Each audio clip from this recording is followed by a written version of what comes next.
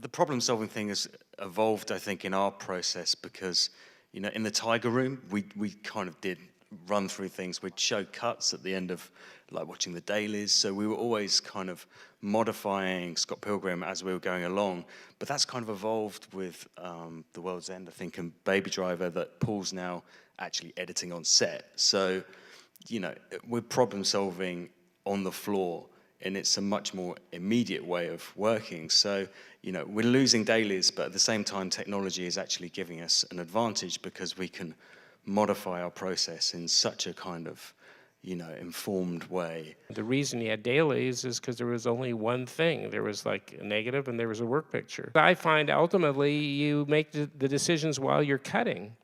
And that's the most important time because you usually pick the best take or the director's choice. You can get through a scene pretty fast, and then you can go back and review the dailies and see if there's anything you missed. And that's the point at which you can see stuff and say, oh yeah, well, that's a really great moment there, and I can work it in, or, oh darn, there was that, and now I can solve this problem with this piece.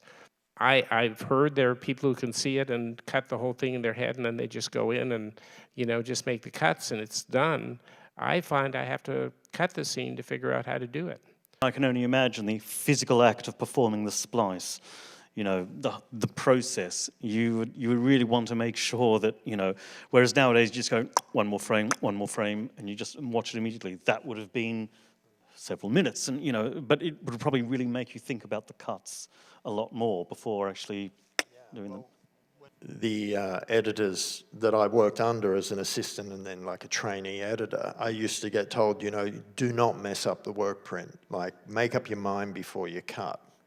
I'm glad I went through that experience. I don't say I don't love the fact that I can not worry about the work print now and make those decisions, but there was something inherent in having a physical work print that you were trying to maintain the quality of the work print because you still had to splice that together and project it.